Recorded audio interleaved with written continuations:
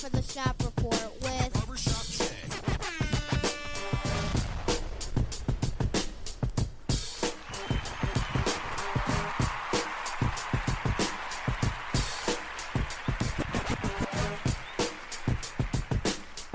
What up, sports fans? Welcome to the Shop Report. I'm Barbershop Jay. I'll be your host for the day. Here's what's happening. I'm going to talk about the Cleveland Browns. And more so than anything from the fans' perspective here in Cleveland. And I want to tell you all, stop, look, listen, pump your brakes. That's right. Otherwise, you're going to spiral out of control, as has been the case for the last 3,700 years. Listen, I get it. Cleveland is still, despite the Cavs winning the championship, a football town. We all want to see the Browns do well, right? I mean, my gosh, they've been mired in the muck for, again, 3,700 years. We get it. And even though I'm old enough to remember the days when the Browns were actually a winning franchise, I can understand the modern era fans' cries. But as usual, you watch the TV and you listen and believe the lies. Open your eyes. Because once again, I'm going to try and tell you all to use some common sense when it comes to these dudes, man. I'm watching TV the other day, and I see that there's some video out about the players practicing or whatever it is. Now, I get it, okay? You want the guys to get together prior to a season, especially the newcomers and such. And I don't know who all the players were because I actually had the TV on mute. But, you build that camaraderie, that synergy, that chemistry, all of that's necessary. Because when you actually, you get in the games or whatever it is, you can, one guy can look over the other guy and give him a look and let him know, hey, man, I'm going to run a slant and go instead of that post without actually having said it. You see what I mean? So it does build a connection somewhat. But the reaction I'm seeing and hearing from some fans based on what these dudes did in the video, man, it's over the top. Stop. They're going to be. No. Like my cat Herman Harvey would say, a former Browns and Ravens, I know some of y'all don't like that, but hey, it is what it is. He used to say all the time, because I was like that too. I would get all willy-nilly and excited and dilly-dilly about the Browns, what they look like with no pads on and shorts. I mean, man, he's fast, man. That guy runs a 4.44.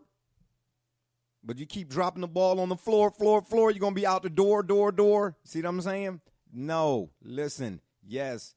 All that athleticism and all of that, and we place too much stock on a guy's stature, if you would, and all those things that come along with that. When the real test, of course, is based on the eye test, is, okay, he may be fast, he may be tall, but do he often drop the ball? What good is it if a guy, I heard a guy one time say, Scott Zolak was a former NFL quarterback. He played with the Patriots.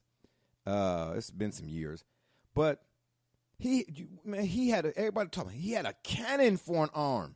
Listen, all of that's great. Speed, gun, arm, can throw the ball 95,000 yards in one single play. But Scott Zolak couldn't hit a bull in the backside with a shovel. So if you're not accurate, like in baseball, I say about Aroldis Chapman, yeah, he can hit 103,000 on the gun. But if you keep sending the catcher to the backstop, what good is it? That's what's more important. I'm not knocking speed and all of that. Yeah, you need that, in case, a guy, if it's like Ezekiel Elliott, for instance. You hand the ball off to a guy and he cut left and dive between two defenders and he off to the races. Yeah, that's where your speed come in. But you got to have the ball with you. Tiki Barber. I digress. So to see this video and these dudes working around in shorts and shirts and all of that, and hey, man, that's all fine and dandy. I get it. But you won't know what you got in the Browns and what they can be and won't be and will be and all of that stuff, whatever it is, till they put them pads on, like my man Herm would say. Put them pads on. Let me see the guy run a 4-4-4-4-4. Because a lot of times when guys go from short putting the pads on them, you don't hear from them no mo. Now shut the front door. Paper predictions. I saw something on Facebook maybe a couple weeks ago now. I don't know. You know, like I keep telling y'all, senility didn't really kicked in, so help me out here, okay? I saw a lineup, and it on paper now, you know, it looked Tyrod Taylor, Jarvis Landry, Duke Johnson, or something or another. I don't have it in front of me, but I just off the top of my head.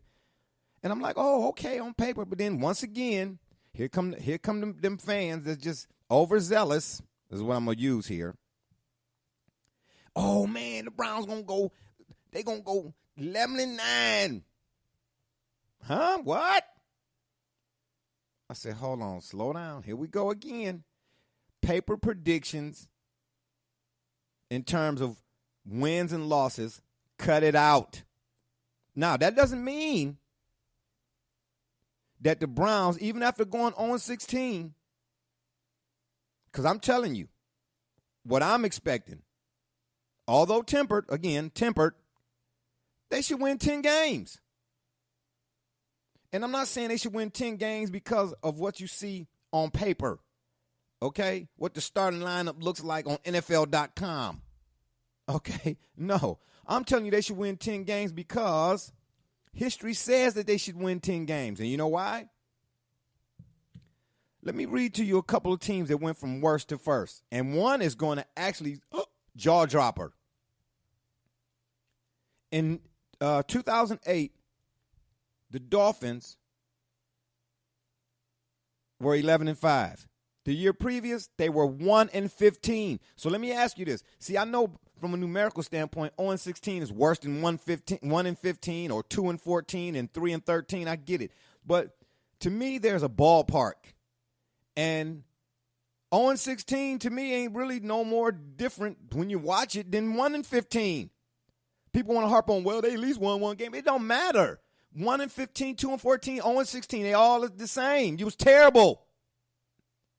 Now, the only reason this is applicable or might even extend itself in the case of the Browns is because they've been not 0-16 horrible, but might as well been that horrible since 1999 for the most part.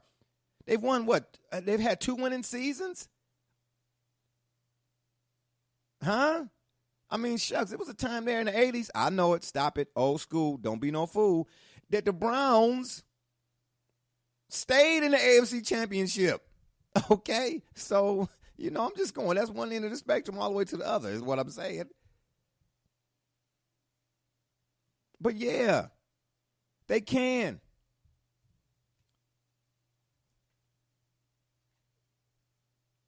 In 2010, the Kansas City Chiefs were 10-6. The year previous, 4-12. Now, anybody that watched the Browns last season, whether you think it was Kaiser or not, because it was at times, but I like to, since everybody wants to say the coaching matters more than anything, the players are just out there, you know, they don't have a responsibility because, you know, I mean, oh, but you need talent, but it's all because of coaching. I mean, you know, anyway.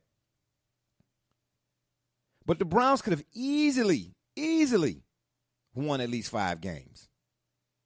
Because if Deshaun Kaiser threw away 4, Hugh Jackson lost 9. Because Kaiser don't make those decisions for the most part, right? Since we're going back to coaching is the end-all, be-all. He don't make them decisions that he making unless he got what kind of instruction he getting from the sideline. Hey, listen, if the student's having trouble with information, at some point you got to take a look at the teacher. And in Hugh Jackson's case, I'm double-checking his resume. What the hee-haw and Helen am I smelling? Yeah. In 2013, the Eagles were 10-6. They also, the year previous, were 4-12. In 2015, Washington was 9-7 from The year previous, 4-12. In 2016, the Dallas Cowboys, 13-3. The year previous, 4-12. And in 2017, the Eagles won the Super Bowl. 2017, 2018, you get it. And they were 7-9 the year previous. Now, I know 7-9 is a nice, it's a little bit more of a stretch. So, not stretch, but, that's, of course, a little better than 4-12 and 3-13 and 2-14. I get it. But the point is, they went from losing to winning. And they won it all. That's what your expectations should be. Let your expectations, if you have any, and that's fine, based on something that has some sort of chutzpah, concrete. I'm being facetious, as usual. Concrete. Let it be based on something that you can say, okay, yes, we can hang our hat on it. There's nothing wrong with having expectations, but your expectations can't just be on what you see on paper. Now, all of this talk about the upcoming draft, and I meant to say, by the way, I meant to start this off by saying April is going to be April is a fantastic month on the sports landscape, okay? We all know that, everybody's bracket is just broke right now. I mean, this is badly broke down like a jalopy. But you got the NBA playoffs, going to start somewhere around up in there. You got the NFL draft, the NCAA championship, men's basketball championship, the women's NCAA championship. It's a lot going on, but nothing is more, nothing stands out more, of course, than the NFL draft. That's what we all, everything else is just fodder till we get there, or just, it's just a filler. Even though there are all moments that we're going to enjoy and they're interesting in things, yes, they are. But it's that NFL draft. And every year since 1999, the NFL draft has been the Cleveland fans' Super Bowl. I mean, folks making over and under predictions. Cut it out. Now, all this talk about what they need and what, look, I got to refer again to my dude Herman on this one now. Okay? I mean, the man's resume is, it speaks for itself. The man played under, let me remind y'all, under Eddie Robinson, legendary Eddie Robinson at Grambling, got drafted to the NFL, played for the Browns and the Ravens. He said to me, that year I went over to the Ravens, I forget who the running back the Ravens had. But I'm excuse me. I forget who the running back the Ravens had. But from my understanding, they were going to take, or they needed a running back or something or another. Now, I'm not saying that when you go to draft or when you're preparing for the draft, if you're the Browns and so on and so forth, that you don't sit and have some sort of or input or implement some, hey, we need this, we need that. I'm not saying that you don't do that at all. But that year he went to the Ravens. He said, listen, we needed this, but we drafted Jonathan Ogden. Okay? So that's what the Browns need to do in this case. Draft the best players. Listen, I don't care if the best I don't know how many picks the Browns have, but as usual, it seems like with every year, they got top picks, a lot of money, and end up throwing away, leftovers, if you would. But I don't care. If you got to draft 5 kickers, and them 5 kickers are the top 5 players out of the top 100 players coming out, I've said this before, then that's what you do. You get the best players availability. Okay? And if all of them 5 players happen to be kickers, then you draft them and you make them linebackers and wide receivers and cornerbacks or whatever it is you do, right? You do coaching staff. It's all about coaching. See what I mean? But now here is the issue that I have with the Browns. John Dorsey, whose track record or resume would suggest that things will turn around. Now, the Browns have made some eye-opening,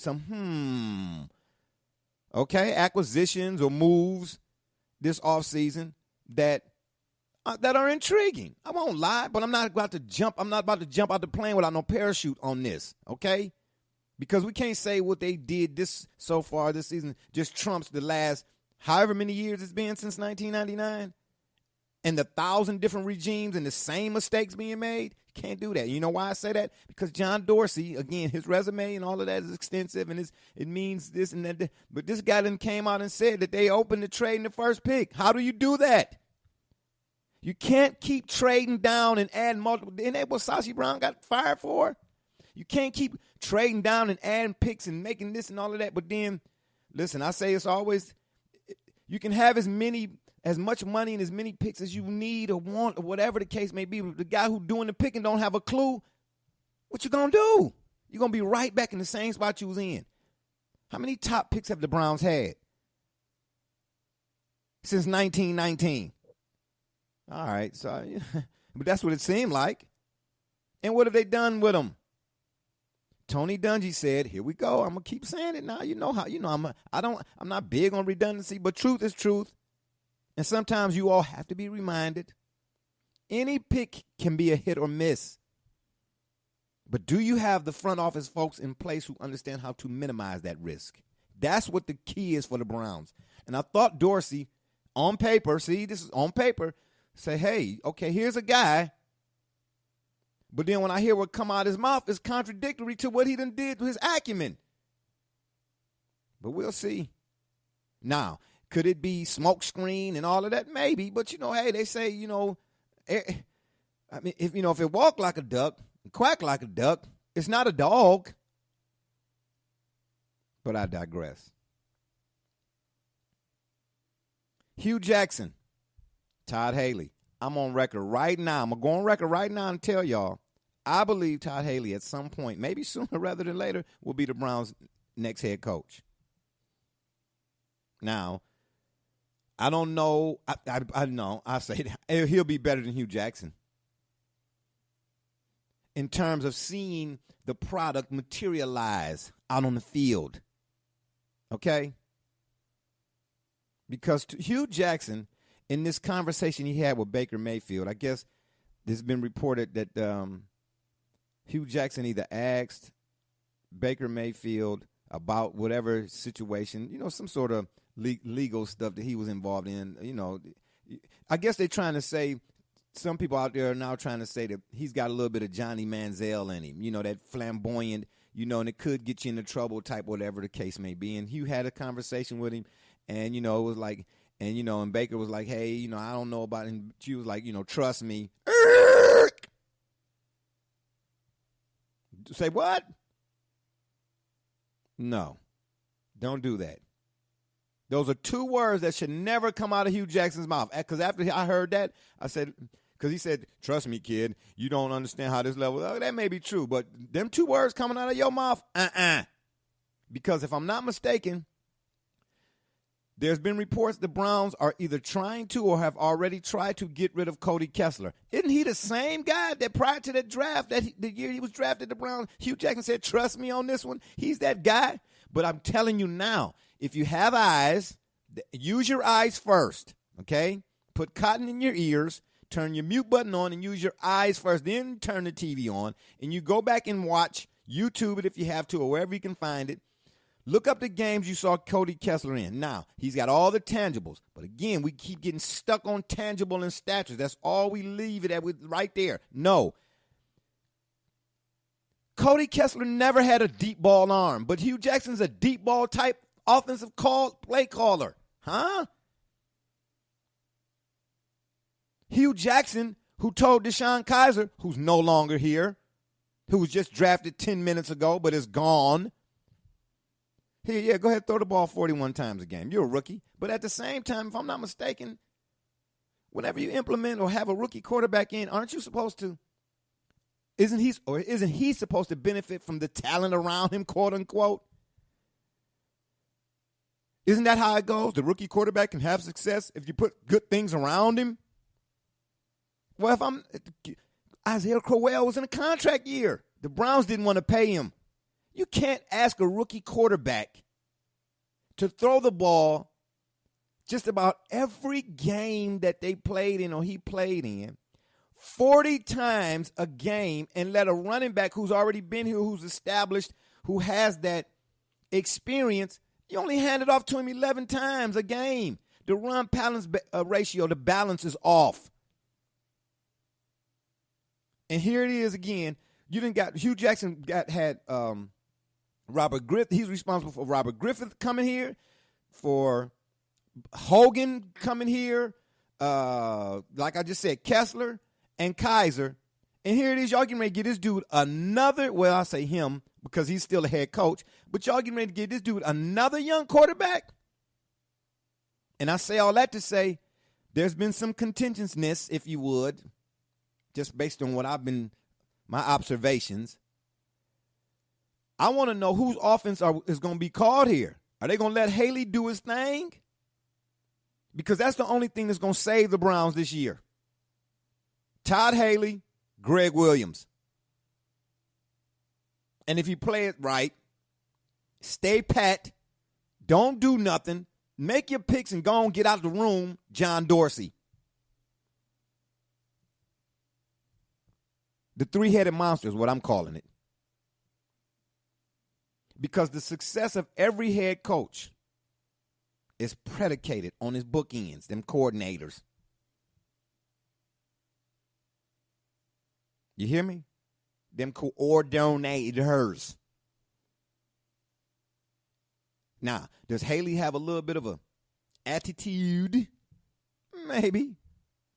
Greg Williams, is he, kind of swashbuckler? But, and I'm not condoning none of that attitudinal and all of that, because I ain't, I ain't with the divaness and all of that, that I'm, popping your car. No, I ain't with all of that. But I know as a play caller, Haley is proven. And as a defensive coordinator, so too is Greg Williams. And that's what this team was missing. Folks who are proven. And those two were proven in their previous stops more so than Hugh Jackson was when he was at Oakland, and he's the head coach. But I know everybody want to believe. Man, keep hope alive. Now again, everything I'm telling you here don't mean that the Browns they can't go from worst to first. I just told you that. They can. And they should be expected to. But it's got to be expected and based on what they do. What they look like with them pads on when they get to training camp. Because all these premature predictions, as I like to call them, based off what? Paper mache? God forbid, or heaven forbid. A guy get hurt during training camp. Now what? Now everybody's predictions down the toilet. Trust me, should never come out of Hugh Jackson's mouth. Ever.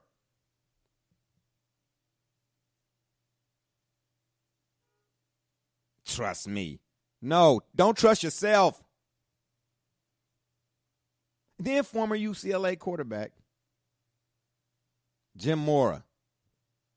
Boy, he's a real piece of work. He had some success with the Saints once upon a time or two. But my goodness. How do you come out and say the Browns should take Darnold? Wait, what? I mean, if anything, and I get it, you're no longer at UCLA, so you're trying to be objective, you know what I'm saying? But he's a better fit. Listen, I'm not mad at Josh Rosen, if this is true, not wanting to come to Cleveland. Because he's not delusional. Yeah, we all live here, those who are here. We get it, yeah. But most of us are. We go over the top every time. Listen, this town runs, when it comes to headlines, the Cleveland, whoever, ... are always number one in the headlines. Always. And it's always been that way. There's a sports reporter here. Won't mention her name. When asked about the quarterbacks coming out, Darnold in particular, because that's the way, let the media and the fans tell it. That's who the Browns taking. They know for sure. I hope not, but that's who. In one sentence, mentions Darnold's. Yeah, he was accurate, but he turned the ball over a lot. What? If you don't get your oxymoron out of here. He's accurate, but he turns the ball over a lot. Now let that marinate. See, listen. There's nothing wrong with fandom, but it's when the fandom borders or carries over into foolishness. That's the problem. Or being a homer, nothing wrong with that. To a fault, yeah, something wrong with that. Okay? Don't let your homerness and your fandomness take you away from reality. It's that simple. The guy is accurate, but turns the ball over a lot. I still can't get over that one. I just can't get over that one. So listen, I don't know what the Browns should do, will do in this upcoming draft. I stopped doing that a long time ago. Who do you think they should get? Man, they should get, because I wanted Jamie Collins out of Southern Miss one year. Who did they? And they didn't get him. I wanted Khalil Mack. They didn't get him. I wanted Carson Wentz. They didn't get him. Actually, I wanted the guy who played at North Dakota State before Carson Wentz, Brock Jensen. They didn't get him. So it's not up to me, apparently. They're not listening to me or the fans. They shouldn't. But they shouldn't be fans themselves either. You don't make picks if you're in the front office at the Browns and make them based off your fandom. Fandom can get you in trouble, is what I'm saying. Okay? So settle down. Get the best available. And how about just doing something different in this year's draft? Because even though people love to use that excuse, oh, well, this is not you can't blame this regime for the past regime mistakes, but yet and still that is the mantra in this town. Okay, I can't blame you for what they did, but if you're doing what they did, then you get the blame saying they did. Duh. The past regimes have mucked up the draft, Trent Richardson. Every other regime before these regimes have messed up drafts. Do you know that there was a time prior to 2007 when Derek Anderson and Braylon Edwards, Brick Hands, and Joe Jurevicius and a couple other guys, when they won 10 games and didn't make the playoffs? Prior to that, from 99 up until that point, man, that there was no Browns draft pick to have made the Pro Bowl, I believe it was. The only player from the Browns that made the Pro Bowl from 99 up until 2007 was Jameer Miller, and he was brought in from the Arizona Cardinals, free agent. Now, I don't have the particulars, but my point is, I think from that time, from 99 to that time, to 2007, that time period, the Browns had like over 100 some odd picks, and then none of them turned out to be nothing. But yet and still, people want to place so much emphasis. Well, I want that number one pick. Yeah, they know that. Listen, that's all fine and dandy because that's what sports has become. It's become the pomp and circumstance. We place so much emphasis on a first round. I get it, first round talent, second round, third round. But, hey, we all know the story. Tom Brady got picked in the sixth. Hello? So, I mean, like Tony Dungy said, it's the guy who's doing the picking. But, my gosh, man. It don't matter where the Browns pick at or who they pick. Stop giving away picks. Do something different. And you know what? Again, I don't want them to pick a guy who is a household name. I told you, I'm done with all of that. Pick the guy who can make the other team's offensive coordinator. Yeah. Give him insomnia. Sleepless nights. Yeah. I want them to say, man, listen, when they drawing it up on the board, hey, man, you know what? This guy right here, everybody else get an X and an O. But this guy right here, like Joe Gibbs used to say about when the Washington, I'm not going to say the last name, of course, when Washington would play the Giants, everybody else Got an X and O. But Lawrence Taylor, we put his number on the board. That's who, them the kind of guys the Browns need. Yes. Mm-hmm. Yeah. Now, I know people, do you need a running back, a tailback, a linebacker? And it's, okay, all right, that's good. That's water cooler. That's good for the water cooler. But these dudes been terrible for too long. Forget all of that. That's for them teams that win and stay in the winning category consistently. See, the Eagles, they can do all of that. Well, let them, their fans can do that now. Who should they take? Well, they should take this guy out of Georgia State because I think they can do all of that, mixing and matching and breaking it all the way down. The Browns need to go get the best dude, with whoever that dude is, and say, hey, man, he a problem. He was a problem in college. He was a man amongst boys. And he fast. Not he's fast, but he did ... No. He was this. He was a thumper at that middle linebacker spot. And he's fast. See, that comes after the fact. You feel me? Right. So until all of that happens, settle down, Browns fans. Your time is coming. And on that note, it's been fun, but we got to run. Check us out on Facebook, YouTube, Twitter, iTunes, or email us. theshopreport365@gmail.com. And if that don't work, Google it. I'm Barbershop Jay. You listen to the Shop Report. And remember, the next time y'all want to know what's really going on, man, come to the shop. Walk-ins are always welcome. Holla.